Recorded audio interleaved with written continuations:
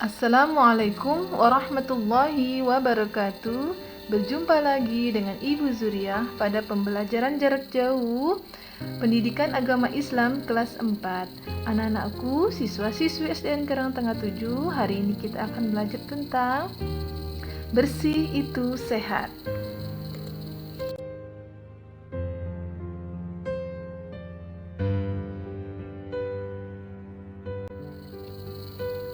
Sebelum kita mulai pembelajaran hari ini, mari kita membaca surah Al-Fatihah. Semoga Allah membukakan pintu hati kita untuk dapat memahami pelajaran hari ini ya. A'udzubillahi minasyaitonirrajim. Bismillahirrahmanirrahim. Alhamdulillahirabbil alamin. Arrahmanirrahim. Maliki yaumiddin.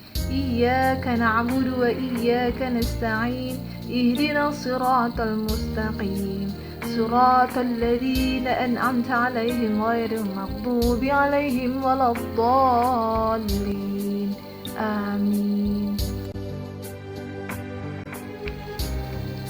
Anak-anakku, Allah Subhanahu wa Ta'ala sangat cinta pada kebersihan. Oleh karena itu, Allah menyuruh manusia agar menjaga kebersihan. Perintah Allah untuk menjaga kebersihan terdapat dalam Al-Quran, surah Al-Mudaththir, ayat 4 yang berbunyi, A'udzubillahi minasyaitonirrajim, Bismillahirrahmanirrahim, wa thiyabaka fatahhir. Artinya, dan pakaianmu bersihkanlah. Jadi, anak-anak, banyak amalan yang harus kita lakukan dalam keadaan suci atau bersih, seperti sholat, puasa, dan tawaf ketika haji. Mari kita dengarkan bagaimana penjelasan selanjutnya. Bersih artinya bebas dari kotoran. Suci artinya bebas dari najis. Najis adalah yang menjadikan terhalangnya seseorang untuk beribadah kepada Allah Subhanahu wa Ta'ala, seperti terkena jilatan anjing, darah, kotoran atau tinja, air seni atau air kencing, dan lain-lain. Anak-anak, najis pasti kotor. Kotor belum tentu najis. Misalnya terkena tanah, tinta, dan cat. Tanah, tinta, dan cat memang kotor, tapi belum tentu najis ya. Najis itu ada 3 macam. Yang pertama, najis mukhaffafah, yaitu najis ringan.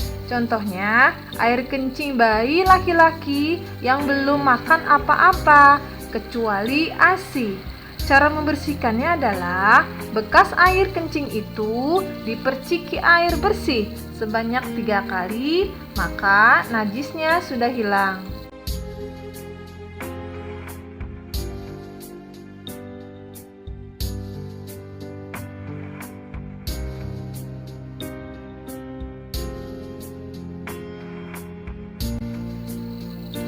Yang kedua adalah najis mutawassithah, yaitu najis sedang. Contohnya darah, nanah, kotoran hewan atau manusia, air kencing, makanan dan minuman yang dimuntahkan, bangkai, dan sebagainya. Bagaimana cara membersihkannya? Yaitu dengan membasuh yang terkena najis dengan air bersih yang mengalir hingga sifat-sifat najis itu hilang, seperti baunya, rasanya, bentuk fisik, dan juga warnanya.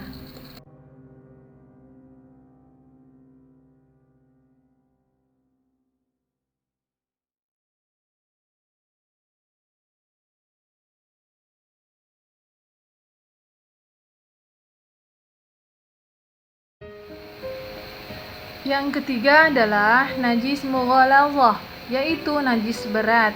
Contohnya anjing dan babi, serta segala sesuatu yang berasal dari keduanya. Misalnya air liurnya, kotorannya, bulu, dan sebagainya. Bagaimana kalau badan atau pakaian atau tempat kita itu terkena najis mughaladzah ini? Misalnya terkena air liur anjing, kita sedang lewat, ada anjing lewat, kita dijilat maka ada air liurnya. Maka cara membersihkannya yaitu kita basuh najis itu sebanyak 7 kali. Salah satu dari 7 kali itu dengan menggunakan tanah. Jadi dicuci dulu dengan air yang mengalir. Nah, setelah itu udah kita basuh dengan tanah. Nah, cuci lagi dengan air. Maka sucilah atau bersih dari najis mughalazah. Maka anak-anakku, jika kalian memiliki anjing, maka sebaiknya tidak ya. Karena dalam Islam anjing itu memang najis, jadi bisa menghalangi kita untuk melaksanakan sholat dan ibadah-ibadah lainnya ya.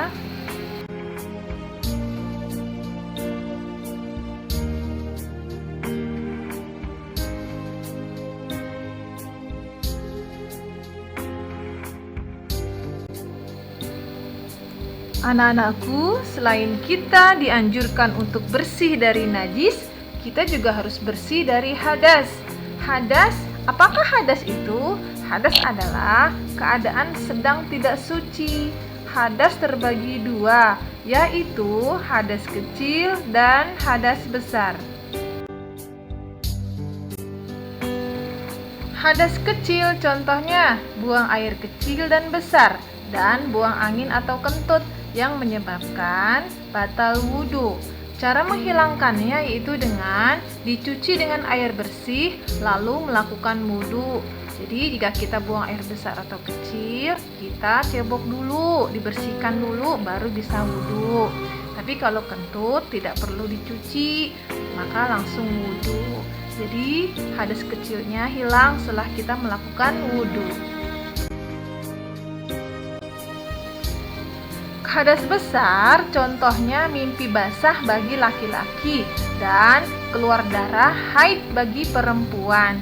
Cara menghilangkan hadas besar adalah dengan cara mandi besar atau jika tidak ada air bisa dengan tayamum. Anak-anakku, perlu kalian ketahui pula bahwa di dalam Islam kita diajarkan tentang istinja atau cebok. Istinja adalah membersihkan kotoran yang keluar dari kubul. Kubul itu tempat keluarnya air kencing ya. Dan dubur, tempat keluarnya kotoran. Istinja atau cebok harus kita lakukan setiap kali kita buang air besar dan buang air kecil. Istinja dapat menggunakan air, tisu, batu, dan daun kering atau benda yang kesat ya. Jika cebok menggunakan air, maka tangan kanan menyiram kubul dubur, sedangkan tangan kiri mengusapnya hingga bersih ya. Jadi kalau misalnya tidak ada air, yang ada hanya tisu, boleh kita cebok dengan menggunakan tisu. Atau misalnya kita pergi ke hutan ya, yang ada hanya daun kering, boleh juga dengan daun kering atau batu ya. Setelah kalian pelajari tentang hadas kecil, tentang najis, dan cara mensucikannya, jadi jika kita akan sholat maka badan, pakaian, dan tempat harus bersih dari kotoran dan najis. Bersih badan, pakaian, dan tempat tidak hanya ketika melaksanakan sholat ya, akan tetapi harus diartikan ke seluruh kehidupan. Di luar sholat pun badan kita harus bersih ya, jadi harus rajin sikat gigi, mandi sehari 2 kali, dan gunting kuku ya. Jadi dijaga badannya harus tetap bersih. Pakaian juga harus bersih. Misalnya yang kita pakai seperti baju, celana, peci, topi, tas, sepatu, dan lain-lain. Nah, kalau bersih tempat seperti apa? Ruang tamu, dapur, tempat tidur, ruang kelas, halaman, WC, dan lain-lain. Allah Subhanahu wa Ta'ala sangat cinta pada kebersihan. Oleh karena itu, Allah menyuruh manusia agar menjaga kebersihan. Mudah-mudahan anak-anakku, setelah kalian pelajari pembelajaran hari ini tentang najis, hadas, dan lain-lain, kalian bisa menjaga kebersihan badan kalian, pakaian, dan tempat ya. Mari kita tutup pembelajaran hari ini dengan membaca doa kafaratul majlis. Bismillahirrahmanirrahim. Subhanakallahumma wa bihamdika asyhadu an la ilaha illa anta astaghfiruka wa atubu ilaik. Wa sallallahu ala sayyidina Muhammad wa ala alihi wa sahbihi wa sallam walhamdulillahi rabbil alamin. Wassalamualaikum warahmatullahi wabarakatuh.